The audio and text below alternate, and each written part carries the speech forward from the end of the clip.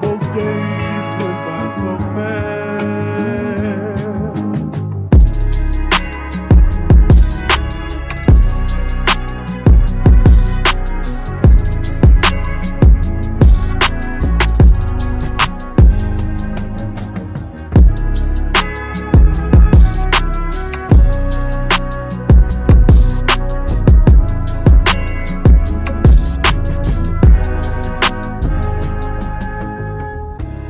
Hello friends, we're back with the Chris and Ryan show. Today we're joined with the one and only Larah Bross. How are you? Hola. I'm good. How are you? Yes, Wonderful, very well, thanks. thank you. Very Good. well.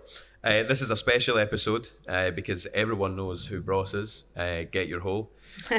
So yeah, let's get kicked into it. Let's get our holes filled. Yeah, holes filled Let's as do always. it. Yeah. Our first question we always ask guests is, what was early life like? And growing up in Canada, obviously, and that's a completely different world to what it's like here. Yeah. So just to give people a kind of brief summary of what that was like growing up and how it led you to coming to New York, obviously, before Edinburgh. Yeah. I was the most performing child on the block. So I used to sell my neighbors tickets to come and watch my shows, and then I would turn my bunk beds into a stage, and then I'd force my neighbors to sit and watch like hours of performance, like, you know, just me doing like puppet theater, and then I was tap dancing, and then I was doing this.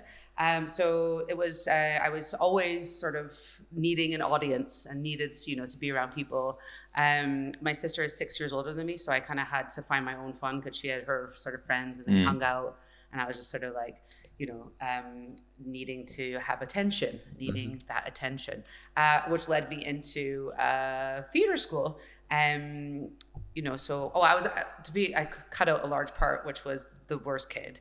So I was like the best kid because I was on the honor roll, but I was the biggest troublemaker. So like I was great at school, like listening. I just had like, I could listen and do it. Like it was effortless. Like I didn't have a problem at school, and I liked school because I like being around people, but I was like a troublemaker and a shit disturber. And like the amount of stories that my mom could tell you when she's like, I hope you have two of you.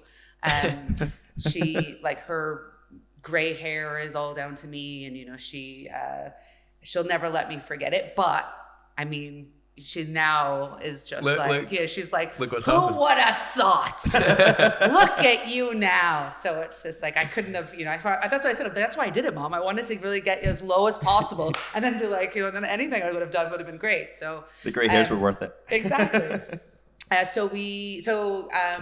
was a bad kid, very bad. I did lots of bad things. But I don't actually, I mean, I regret hurting people's feelings, but I don't regret the experiences because they all taught me something, and they all built my character. And, you know, I'm not encouraging people to do bad stuff, but just like, it's okay that these things happen to you, and you need to go through some stuff, you know, so you can come to some realization of why I don't want to be that person, you know, but also it's okay to go against the grain. Yeah. You don't have to be completely good at everything. Just if you have that sort of bad side, as long as you come out of it, you learn from that experience.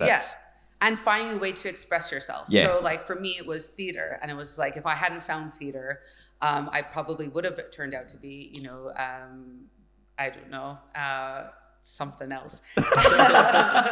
But theater for me was everything. You know, I was able to go on stage because it was about getting reactions, right? It was about, you know, needing that attention, whether it was good or bad. And for me, I was like, I'm pretty good at getting this bad attention. And I think that's what it was that I was doing. So I found theater, and I was like, I could become this character and this person and that, and do all these kind of things. And so I was always performing, but this was about becoming classically trained, which was great. But I was still a rebel.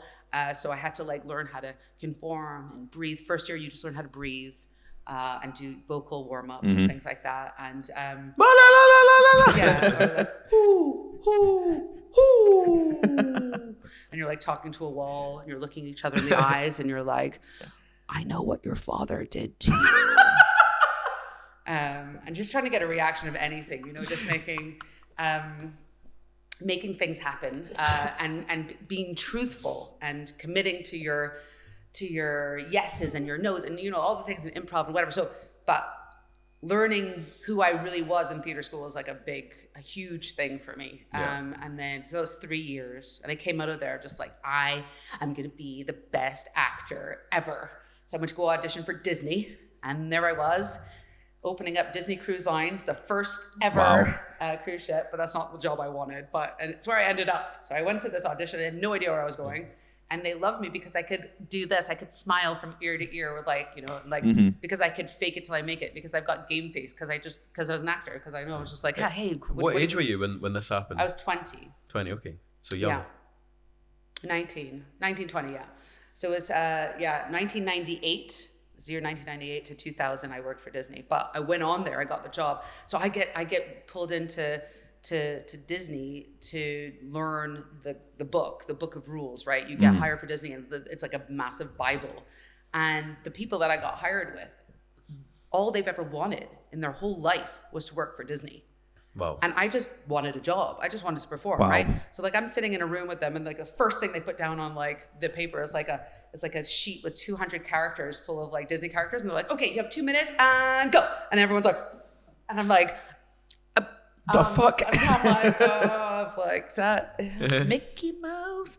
But like, they are Disnoids, and I was not, and I was just like, you have to bring white. The only thing you have to bring with you is with white shoes. So I brought a pair of like white Fila's, but it had said Fila and it wasn't in white. And the amount of slack I got from my Fila shoes, because they weren't like proper nurse shoes and they had the Fila on it. I was like, oh my God, they wouldn't stop about the Fila shoes.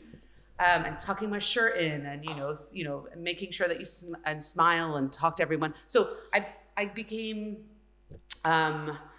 brainwashed. Like I started off like the rebel, and I ended off a Jiminy Cricket trainer.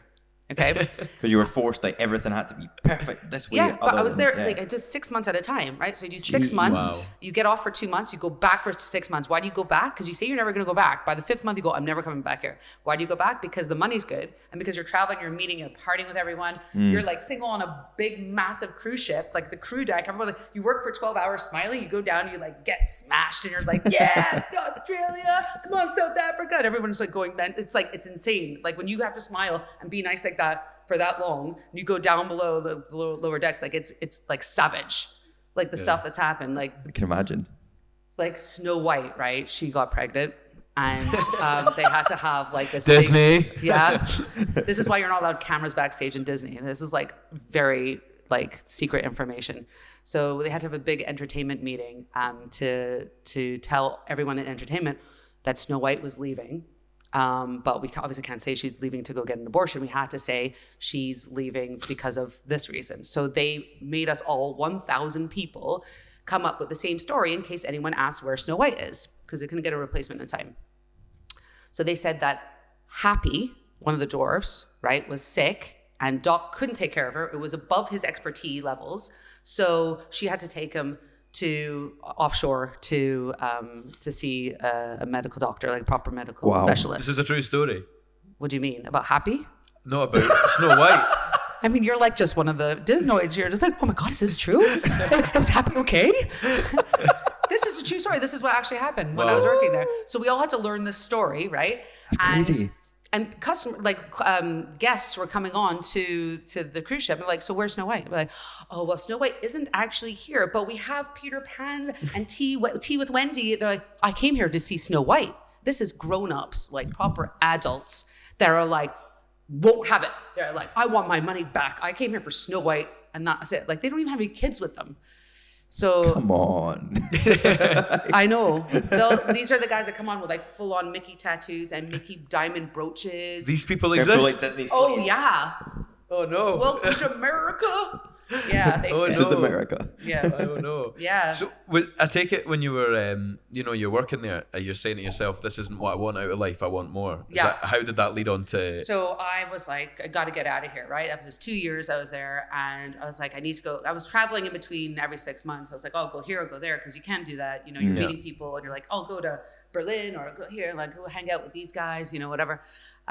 Which is great for me. I was like 20, so I'm like, cool. I was just starting to live my fun, life of independency.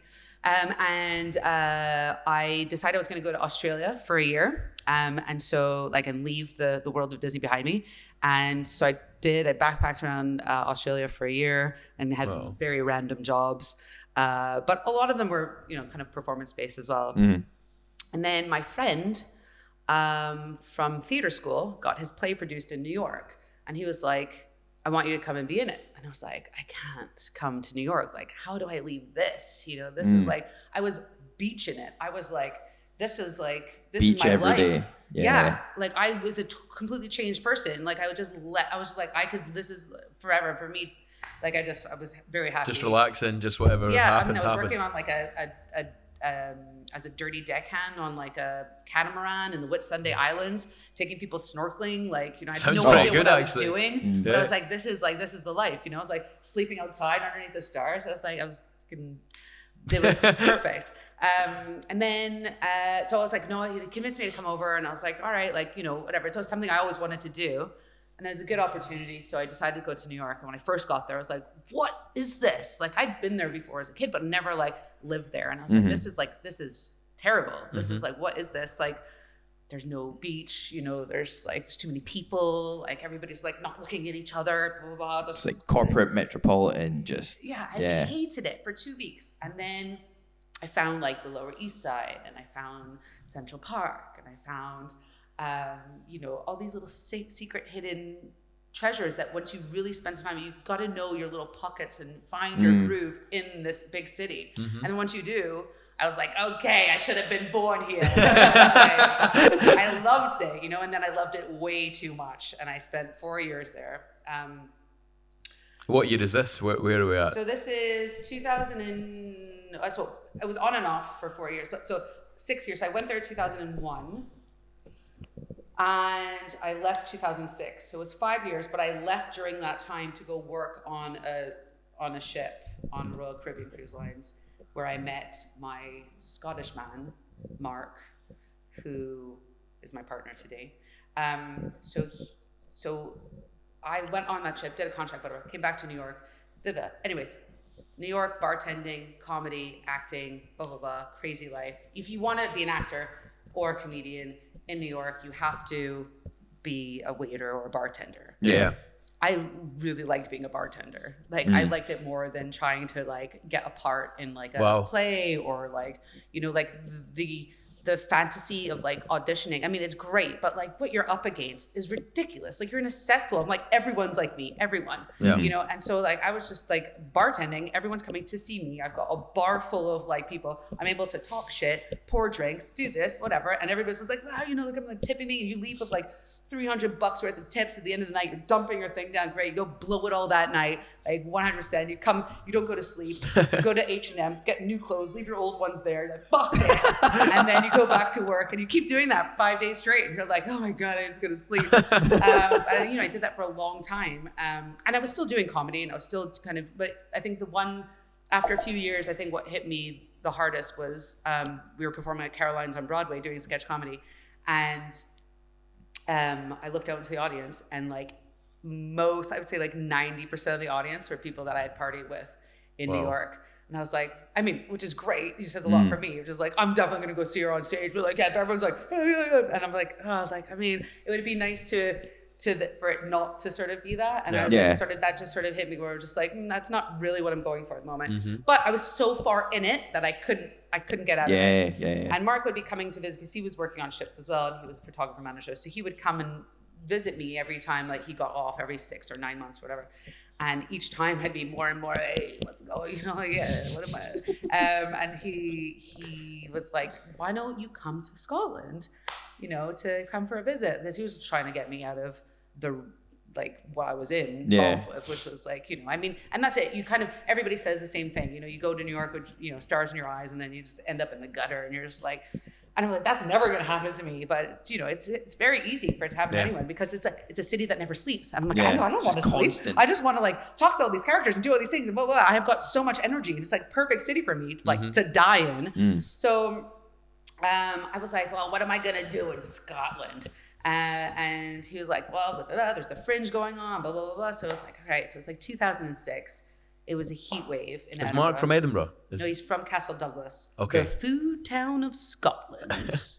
There's no restaurants there. I don't know this. It's called the food town of Scotland, and there's like one place that I would probably go to again. Like, it's like Dumfries and Galloway, isn't it? Yeah, well, it's in Dumfries and Galloway. It's okay, yeah. Yeah. No man's land kind of place. Exactly. Well, yes, but I mean, it's a lovely place. It's beautiful.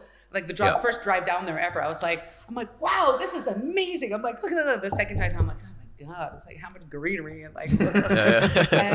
But yeah, so 2006 heat wave. He had bought a flat in Edinburgh because he didn't want to buy a flat in Castle Douglas. And I came to stay in his flat, which is in Portobello. I wrote to Gilded Balloon before I came, and I was like, I'm looking for a job, I kind of want to work in the Fringe. This is amazing, like as an actor as well. I was like, this would be great. And they gave me a job in the box office. So I arrived August 2006, heat wave, working for Gilded Balloon. This is where Russell Howard, Tim Minchin are they're on the cusp of getting quite big. So I was started at the box office, and then I quickly were like, oh, she'd be really good at flyering. Oh, she'd be really good at selling merch or whatever. So then I was just like, they're like, yeah, I want her to sell my stuff for me. Cause I was like, yeah, what's going on? And they're like, how did I just sell? Like, I was like, cause I didn't mind talking to people. And that was the whole thing that what I wanted to do. So I was like, yeah, give it to me. I'll sell the show out. And so what I wanted to do was my own show, obviously. So I was like, who is Karen Corrin? I'm like, I need to go speak to Karen Corrin. And I was like, and let her know that, I want to do my own show. And they're like, yeah, I mean, Larah, what have you done? I'm like, I've done lots of things. I mean, Caroline's on Broadway. I've done films and acting, whatever. They're like, okay. You kind of had to be involved in comedy. Anyways, so during the year, I got a job at The Stand. I started a sketch comedy troupe. I decided I was going to open up a youth theater, which is in Portobello, where I was only supposed to come for the summer, right? But now I'm like, I'm in it. I'm like, never going back to New York. I'm like, because the main reason is because I'm the only short Jewish Canadian loud girl, in town. And they're like, you mean that short Jewish little Canadian girl? So I say that. I'm like, yes, that's me. Everybody knows who I am. It's perfect. Whereas if I go back to New York, then everybody's like the same, right? So you were only meant to be in Edinburgh for 6 months. Is that what you just said? For like the summer. Or not even for 6 months, the summer. Yeah, I just came for a visit. Mark always jokes. She came here to visit. He's like, why do you have so much stuff in your bag? I'm like, I don't know. But yeah, no, I never went back. I mean, 2 kids later, and since 2006. I mean, I've gone back, but just not to live. But I quickly started to understand that it's just like, when you're in New York, it's like you're so involved and you're in the bubble, and it's just like you just want to, and it's not only is intense, but it's also like it's invigorating. It keeps you going. It's just it's very motivating. It's like every time. I would cross over the bridge. I'd be like, I'm going to take this city. I'm going to take it. I'm going to do something. And it drives you to do something, especially someone like me. I'm like, I won't stop until I've done something, and that's how it can kill you as well. Whereas like here, it's just like, especially the festival, we're just like seeing like the whole world come together internationally, artistically, and it's so lovely to be able to see people. The fringe is like is mental, right? And it's great, but it's August, and then August finished, and then everything died. And I was like, well, I'm like, why is everything closed? It's like 11. It's time to go out. And I was like, no, it wasn't. It was time for everything to close. And I was like, I started for me to start understanding like Scottish culture and stuff, and why it's too dangerous to have anything open past 11 p.m. But yeah, so youth theater, which was great. I thought, I want to help kids because I heard that there's no drama in primary schools. I was like, what? That's ridiculous. They're like, yeah, they don't have it. I was like, well, I want to do an after school drama club where I'm, so I wrote to all the different community centers, all in Edinburgh, saying, and this is me, I want to start doing this thing. And the only one that got back to me was the one in Portobello, funnily enough. And she brought me in for an interview, and she said, well, the reason why I was kind of being a bit greedy, because it's for my son, he's in P4. And her son ended up being in drama with me from P4 to he was 18, and I'm still in contact with him now. He calls me his drama aunt. And we've had many a nights where he's like, do you know what you've done for me and for all the kids, for our confidence and everything like that? So it was great to be able to make it change some lives, because I took the kids, I did it for 10 years solid, and we basically worked on a show every year and then brought it to the Fringe, which was great for them because they it was something that you could really work on it. They could really give them something to think of besides just, I guess, it's just something to express, a way for them to express themselves, but also a memory that they have. They'll remember every single show that they did every single summer. So it was really nice. It's very community oriented. Exactly. It's beautiful for the community. It's definitely one thing that's sort of lacking. I know, like myself growing up, is in the Scottish schools and stuff, there's not that same level of ways to express yourself, especially the younger years from like 5 till 12 in primary school. Yeah. There isn't anything like that. Yeah. I mean, there's also sports stuff and, there's, you have to be a certain person to just want to do sports for the whole time. Exactly. There's so many different types of people. Yeah. There's just not enough for everyone to express themselves. Exactly. Yeah, it's kind of just like sit at a desk and just listen to somebody. There's no, like, we spoke to somebody called Dina Selina, one of our previous guests, who went to a Norwegian school and speaks a lot about all the stuff they do there. Too long to list, but it's just like craziness. It sounds like, and it's the kind of school I wish I went to. Yeah. And I wasn't very good in school either, and it was just like the same thing, just like not listening and just it is what it is. Anyway, I don't like the Scottish school system, and I think what you done with the community thing is exactly what Scotland needs more of. 100%. School systems, you know, really getting kids involved and like helping kids to find who they are and shape them as a person. Yeah, like I went to summer camp every single summer, right? So like for 2 months, from 6 years old, my mom sent me away to a summer camp, and like for me that was the best thing because I worked on 2 play every month, you know, and I was always in the camp plays, and that was like, you know, I remember those, every single one of them. I remember every song from every musical I did. I remember like, you know, just that gave me so much as a kid. And that's what I wanted for them. So I did, at the beginning, I did kind of pretend that they had to audition for the Fringe. So I brought someone in who I did sketch comedy with to like dress up as like the Fringe judge. And like, what does the Fringe judge look like? He had glasses and a briefcase. But the kids were just like, oh, he's here. Oh my God. But there was like X Factor was big at the time, you know. Yeah, like, the kids here are just comes there. Mark. Yeah, exactly. Oh, I'm from Castle Douglas. I mean, the Fringe.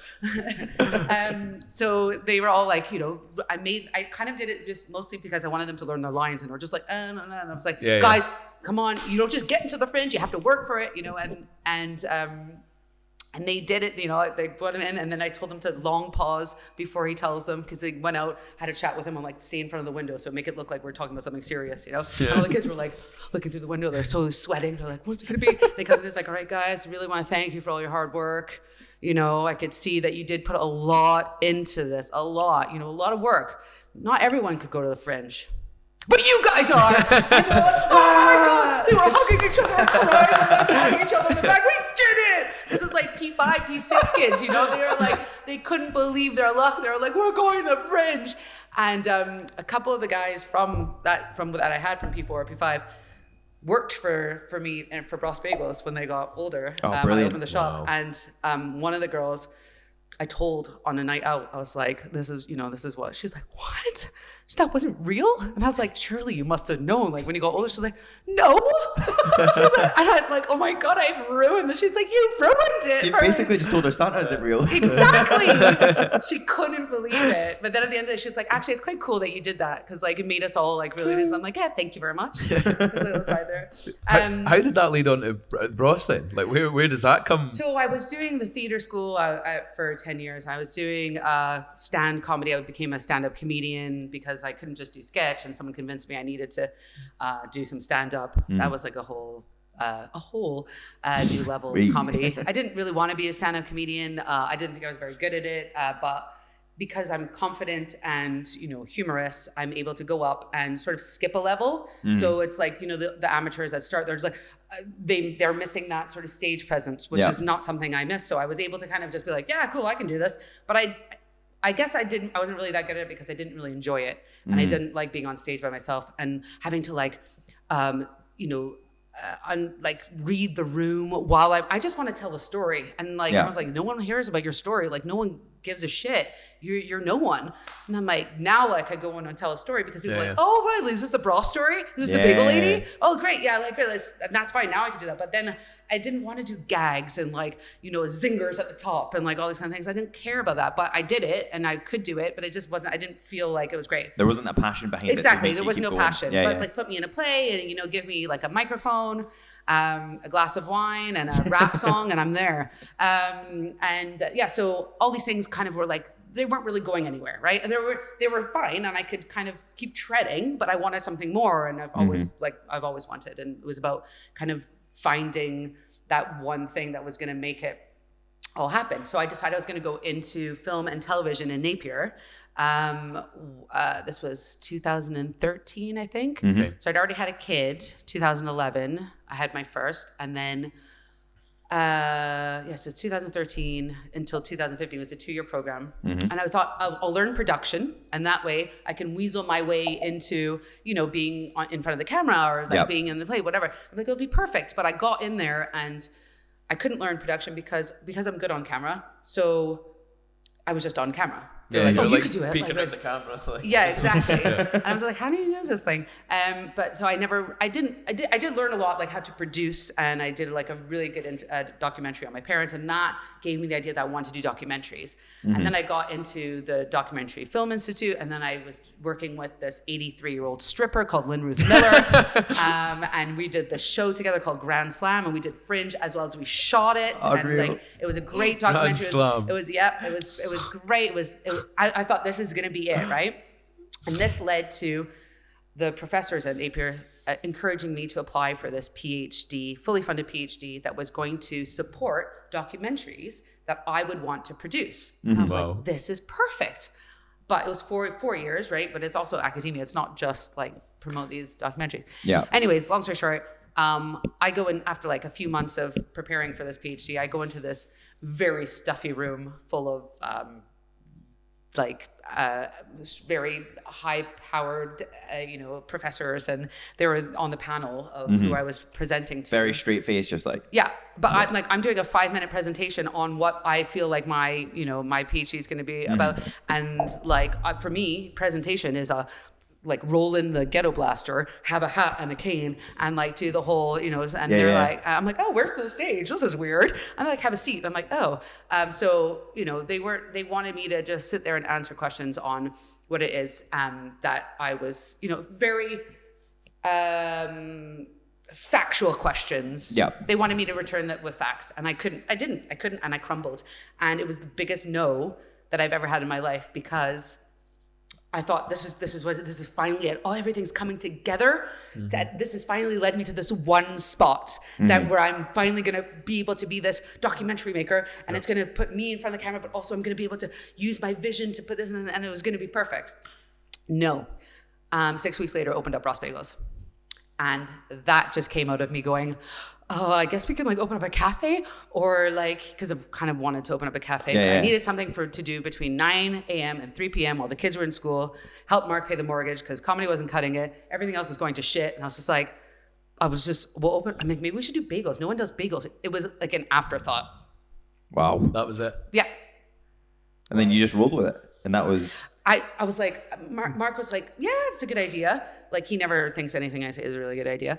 And then I was like, oh, there was a little shop for rent on the high street when we lived in So this is Montreal. the other one, because you've got this one. Yeah. And how come you've got two so close to each other? That's not ours anymore. Oh, is it not? That's the pasta people coming in. Oh, right. Okay. Pasta you said this La right. Vista, Okay. That's our new thing. Yeah. So I found that place. It's such a nice, small little venue as well. Well, so all cute. it was going to be was me filling bagels, sandwiches, making coffees, speaking to people, this is it. This is all it was supposed to be. Yeah. From 9 to 3. Just to keep me busy. And I could write some comedy on the side while I was doing this. And then, I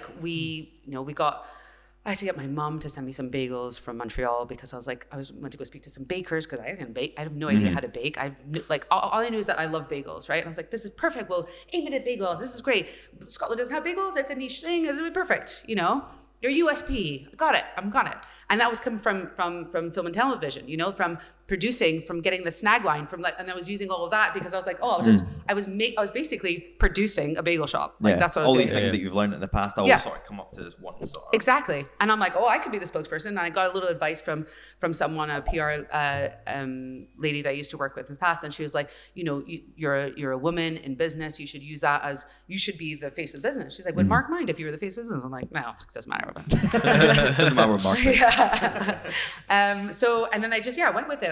I got my mom to send me some bagels. She FedExed me some bagels. And they kept, how? Yeah, just FedEx is overnight, right? So I got them the next day. What, from Canada? Yeah.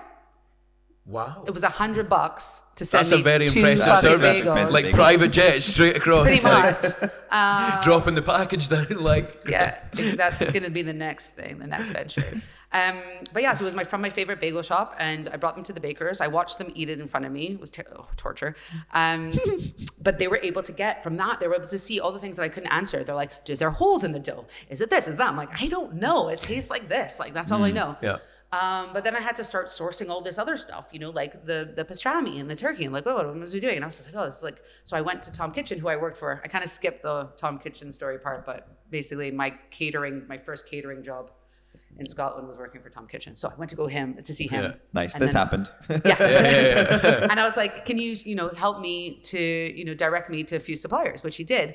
He's helped me so much along the way as well. Just like, Shout out to Tom Kitchen then. yeah, big shout out to Tom Kitchen, who taught me everything about Scottish food. And it's very important, like for me, after coming from working at the kitchen, to know, about Scottish produce and making sure that what I'm putting in the bagels, my Montreal bagels, is quality Scottish produce. So that was very important for me to do. I'm not going to start like trying to do like craft single slices, and like the American shitty cheese, because that's where I come from. But the bagels are the best part out of, that I can offer and bring together. So it's like this collaboration of, that's what it is. It's this niche thing that happened at the right time, because sandwiches weren't a thing 3.5 years ago when I started doing sandwiches. No. Like I was like, for me, one of the biggest things was I'm just like, can I not have butter on my sandwich? I'm like, sorry? I'm like, can I have no butter on my sandwich? And then I always get it with butter. In fact, I'm pretty sure I used to get extra butter. Like, do you want egg minis? Mini? I'm like, what is this? Like, I was like, can I go to a shop that doesn't have like a cling film, like the Coronation City salad? I'm just like, how long has that been? Like, it's just like, one piece of ham. Is that out, like the plastic tubs, the white plastic tubs? Yeah, one piece of cheese, like, I'm like, have you got mustard? Hang on, let me go check. I do. I'm like, what kind of mustard is it? They're like, 1 second. Yellow. I'm like, yeah. So like pickles weren't a thing, like nothing, like, this is me starting to try and bring this deli culture and this bagel culture into one shop. So it was a lot of like calling around and making it work. And, the sandwiches, this is the original menu on the wall here. And those sandwiches were everything that I grew up with, and every single bagel has a story. Everything, the chicken salad was what I used to eat from my fridge, was my mom's recipe that I kind of, I can see Mama Bross Russian dressing. That's right. Yeah, I have no Russian ancestry, but it's I did come up with the recipe for the Russian dressing. So it's like, because all these things didn't exist. Russian dressing, ranch, the rock sauce is kind of like a burger sauce, but like these things weren't here. I couldn't just get that on my sandwich. It was just like butter or brune sauce. So it was coleslaw, these kind of things. I was like, oh no, I don't. And, I had to start educating people. They're coming in as well. They're like, have you got any, can I get on a scone? I'm like, sorry, it's just bagels. So no scones then? I'm like, no. So what's a bagel? And I'm like, it's like a roll with like a hole in it. So basically you're giving me like less roll for my money because there's like a hole in it. And I'm like, kind of, yeah. But try one of these. Yeah. So I would have to like, people would order the safe option and I'd be like, try this while they're saying they're ordering. What was it? Just try it. Next time they would order it because it was good. It was just like this fear of not knowing what it is. Like, what's a latke? It's like a Jewish hash brown. All right, yeah, I'll take 2 of them. But I don't want to call it a hash brown. I want to call it a latke because it's part of like what it's like a Jewish. You try to put like you into the brand. Yeah. And the whole menu is that like, the sign up there, the amount of complaints I got for that sign, #Jew it up. It was in the lease shop for ages. And it's like, it's okay to be light about my religion. It's my religion. Yeah. It doesn't always have to, mean anything. There's no like context. It's just like, what does Jew it up mean? It means add a latke, like make it better, make it noshier, So this, we did a press release, we got it ready, and 6 weeks after that big no, we opened up our doors, August 1st, 2017. And there was a queue down the block, down the block. It's like peak fringe starting as well. Yes, but also I think I tapped into the expat thing that had been desperate for a bagel, as well as me approaching it like a performance, like a production, and knowing all the people that I know from oh, from being here for like this long, and the Fringe and this guy and that guy, blah blah blah. You weren't just opening a bagel shop. It was exactly. Yeah, it's a it brand. was like All my these stage. different elements. Yeah, it was yeah. like me just being like, here you go, guys, come on in, let me feed you. Yeah. I didn't know it then because I was just like still wanting to write my comedy and still become something that wasn't the bagel shop owner. Mm-hmm. And then it started to be like, people were like, are you the bagel lady? And I'm like, yeah, I am. Yeah, I'm just like, oh my God, I don't want to be the bagel lady. I don't want to be the bagel lady. Like, it's just like, I want to be like, I'm Larah Bross. I'm like the actor, like whatever. And after a few months, like, and a late night, I was like, oh my God, I'm the bagel lady. I'm like, this is amazing. I've just created my own character. You kind of realize that. Yeah. And I'm like, I'm going to be the best bagel lady there's ever been. And I started to use it to become Mama Bross. And that's character development on point. Exactly. And we started to do these adverts, and our, advertising is a bit quirky, and started to tap into like all these things that people just never do. They're like, wait, is this serious? I'm like, I don't know. Yeah, the videos are brilliant. It was the sketches when you opened up Waverley. That was just like all that no one ever had seen before. Yeah. I remember walking past, be like, what the fuck is this? Yeah, exactly. There's so many of my friends that go like, it's a love-hate thing with you, right? And I'm like, why? Like, what? And I love that because they say they just don't get it. Like, they think I'm for real. Like, they think I'm that committed and that person, which I am. But like, there's we're heightening things here. It's like, and it's about comedy. But some people can't understand why I would make an absolute dick out of myself, and not even sell a bagel on an advert, and use that as my marketing strategy. They're like, what do you, like, I don't get it. Yeah. You don't get it. And that's okay. You don't have to get it. Yeah. You can still eat a bagel and you'll love it because it's a tasty bagel, right? You don't have to get me. Yeah. You're like, that's fine. 100%. I don't need to sell my product either because it sells itself. Yeah. So I'm basically just selling the brand. It's a brand. It's not a bagel shop. It's a brand. There's like emotion behind it, and you feel something. Like I feel something when I think about Bross, and that's because of the Instagram page, and there's that kind of. And I think everyone feels the same about it, And it's great that you like Edinburgh, like everybody, people that have so backed us up so much. And the press is like Edinburgh's Bross Bagels. And I'm like, that's amazing. People are proud to have a bagel shop in Edinburgh like us. And that means so much to me because no, I don't want to bring it to Glasgow at the moment because like I want Edinburgh to have something a bit different. I will bring something to Glasgow, but I don't think it'll be Bross Bagels. I think it'll be something different. And we're going to do a lot of bagels. A what? A lot of bagels. Yeah. Yeah, Mama's whole bagels. But I'm going to do pop-up in Glasgow. We're going to get a little, but I have a few ideas, but I just don't, I think it's quite nice to keep it. Keep it fresh. Yeah. Keep it like. And keep it, so if you're coming to Edinburgh for the day, make it one of the things that you can only get in Edinburgh. Yeah. Like, that's quite nice. That's a nice thing to be able to have as opposed to like branching out and becoming this 100%. A bit of a weakened force really because, you spread out too thin. And then, saying that I do have 5 shops, but I was just about to say, on that note, 5 shops, 65 members of staff, how do you go, and that's only in 3 years or whatever, or four and a bit years. Yeah. Like, how do you do that from everything you've done in such a short space of time? I haven't slept. That's like one of the things. So I think it's... And managing it, the whole thing, how do you find the whole... Like, literally, I'm just... If I stop, I think everything will fall apart.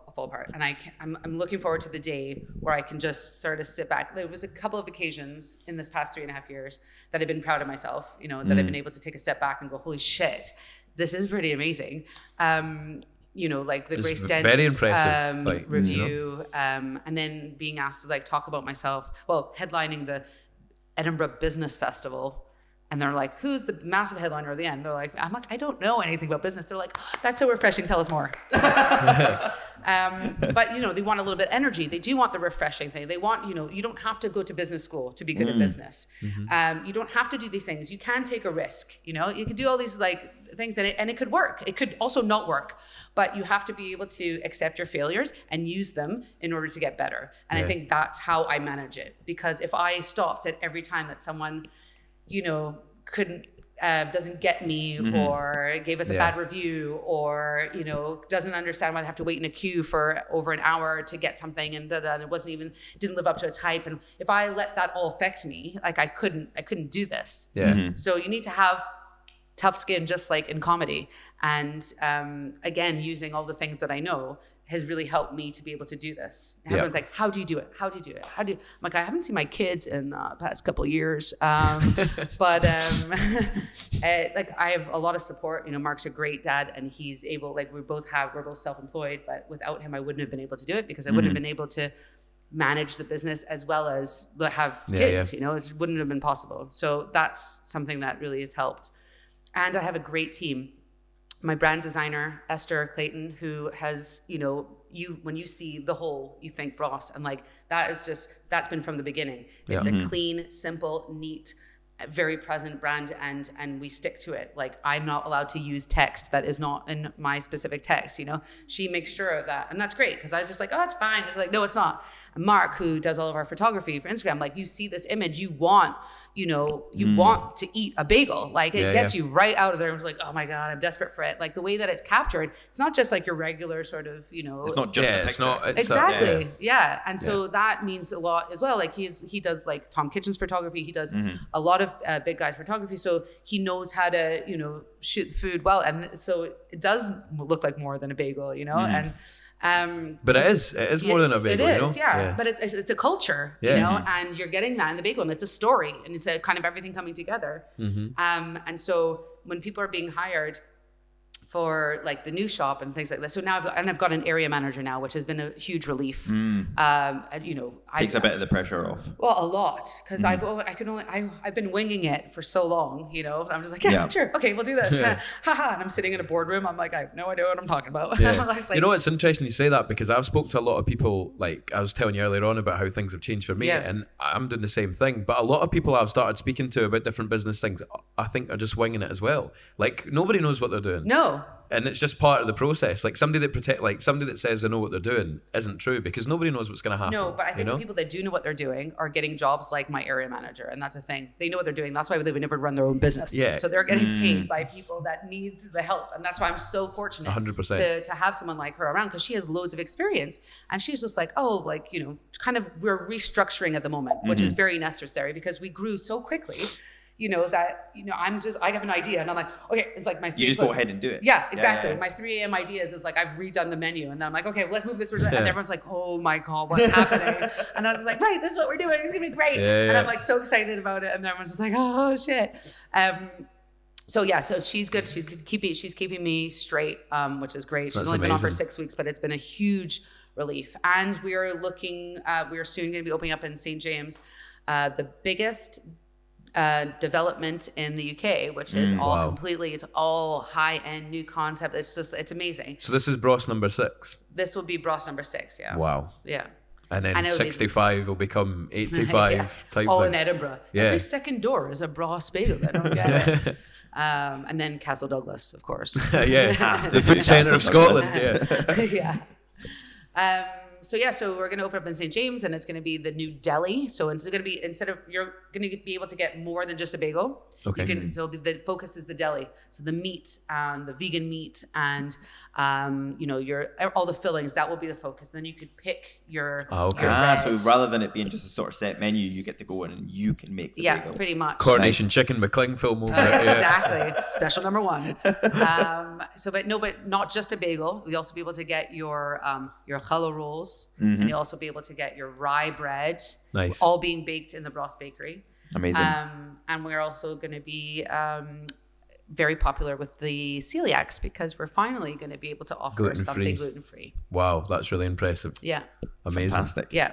And it's really good, because, you know, it's in this new, this new exciting development in the city center, and there's so much of the W Hotel. Like it's going to be exciting. Performance based. Like I want all the recording artists to come through, have a bagel. We're right next door to the residences as well, so we're going to be their local. You know, I want to keep it local. I'm not like, we're not selling out here. We want it to be like, want everybody from bikers to bankers to come in, sit down and nosh over a pastrami sandwich, and just like, you know, have their chat and do whatever they need to do, because there's no, you know, everyone's welcome. And it's just like, we're going to be very strongly focused on the kids menu, because I want my kids and everyone's kids, when they grow up, to come back to Edinburgh, be like, you gotta go to Bross Bagels. I've got to take you to Bross Bagels. Best schnitties in the city. Like, this is the place you gotta go, you know?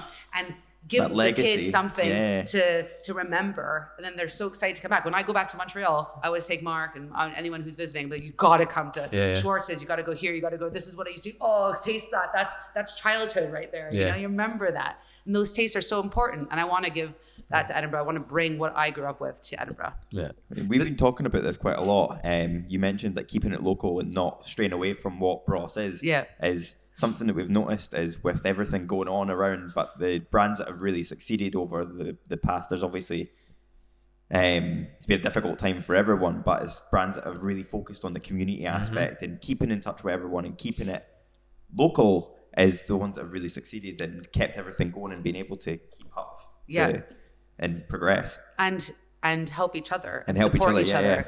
And we found like it has been great collaborating with all of these other local businesses. You know, first we've collaborated with local foodie businesses, and then for this past lockdown, we collaborated with all of these local businesses. He's done this thing with Salty and exactly. like all the they different. haven't been able to open, so we're like we have been lucky enough to be open in some capacity, and so we want to use our support to help other businesses that need support, you know, and if we could direct any of our followers to people that we like working with, then that's great because they need that. And, you know, people that have kind of sort of stepped away and not been present and not done anything, I feel like they're going to find it hardest to reopen because they've just, I mean, we don't need you to be open, but you need when you have a business like that, you need to feel supported. You want to keep your audience alive, and we're all at home alone, right? We're all going through the same thing. So support each other, and we'll keep it going because it's going to be really, it's going to be a crazy overture of what is going to happen. I mean, I don't know. Like I'm excited for Monday. We'll be able to open our bakery doors for the first time. Of course, and you know, people will be able to see what we've built. We crowdfunded. We got 125.6 thousand pounds that we were able to build the bakery with, which is incredible. Unreal. We got an oven that these are fresh bagels. It's like Tom Kitchen came in for a visit. You know, I couldn't get him out of the bakery. He was like genuinely for the first time so proud of me. I seen the photo of it. I'm like, all right, come and taste the pastrami. He's like, hang on. And I'm like, right, okay. And he loved the bakery. And that's so nice to be able to see because this is what it's all about, you know, and we're making our own bagels. We're supplying all the different shops as well as now our wholesale is going to start taking off. We've never been able to do that. So it's wholesale as well. It's not just selling bagels. It's very impressive. Wholesale. Wholesale, Wholesale. Exactly. Did it feel like a risk at the time when you opened your first? Yeah, 100%. But I didn't look at it like that. You know, it's like it didn't feel like, this might not work. It was just everyone's thankfully I had to go to Transmit to get a bit of funding, right? And they made me to put together a business plan and research the area. And thankfully they did that because it was the first time I was just like, oh, right. They're like, well, how much does Greg's charge for a Happy Meal? And I was like, well, I'm like, I don't care. I'm like, we're not doing sausage rolls. So she's like, yeah, but just so you know, you're a market thing. And I was like, right, okay. But it made me kind of think, and evaluating like whatever, because I'm literally coming from a performance background into business, so it's like I had no clue at all. But I'd worked in hospitality and stuff like that, so I know customer service, which is important. And I know that the customer is always right from working at Disney. So like, you know, everything that I was able to bringing use, back memories of Snow White. Exactly. I'll be whoever you want me to be. So I think it's all kind of finally realizing that it's all happened for a reason. And I finally found that thing, you know, and it's funny because now people go, you know, did you ever think about comedy? You should go into comedy. I'm like, it's funny you say that. But everyone thinks this is what I've wanted to do my whole life. And that's, you know, that's fine. It's been like the last 4 years kind of thing. Yeah, exactly. It just came about. But so impressive. It's just happened, and I'm happy it's happened, and I'm owning it as much as possible.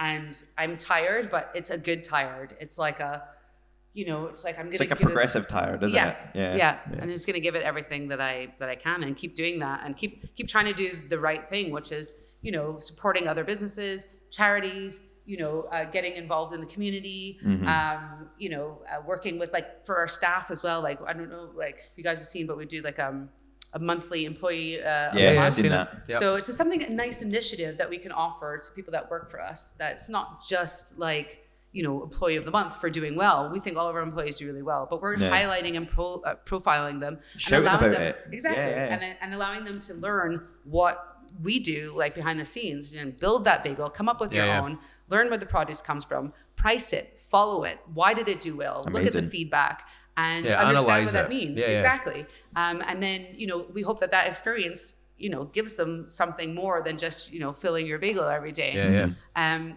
they, it's so nice to be able to have people that work for us so committed to the brand and to the lifestyle, and everybody knows you're going to come in and see a Bross, like you're going to be served by someone who's happy, who knows what understands the product and understands everything that goes into it. It's a nice team. Like I'm really lucky to have everybody that I do. And I also I've told them all that work for us, I was like, look, I know that bagels is not your end game, so tell us how we can help you get to where you want to be. Amazing. And then if you can think of a role that we don't have yet that involves that, then show it, make it relevant. Head bagel taster. How does that make money? Conscious of time, and I know you've got your question you ask, but I wanted to say one quote that came out of my mind when you were talking about risk, and I read it the other day and I thought it was really, really good. And the quote is, "More is lost by indecision than wrong decision."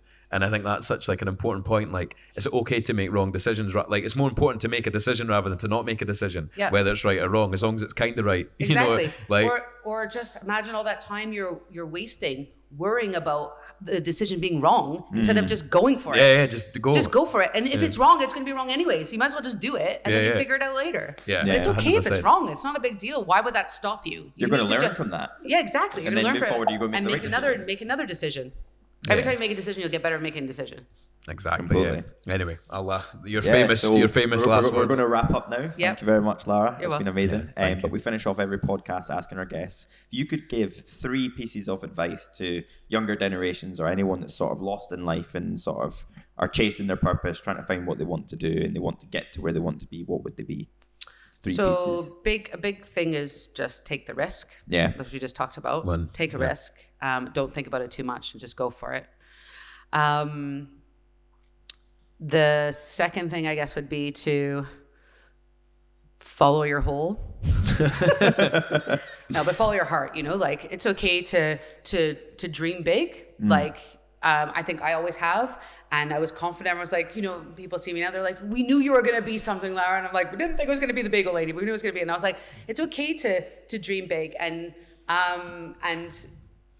yeah, it's like everyone should dream big. Just go for it. And the third one is to own your failures and amazing and learn from take them. Responsibility and exactly. Just like know they feel like I will tell everyone, dude, you guys know I was just absolutely bombed it, like I failed, but that's cool. I'm admitting it, I'm using it, and I'm gonna go forward with it. And this is what I learned from it, and this is what we could do to your failures. Don't make you. It's what you do with them afterwards, and that's what counts. Yeah, 100%.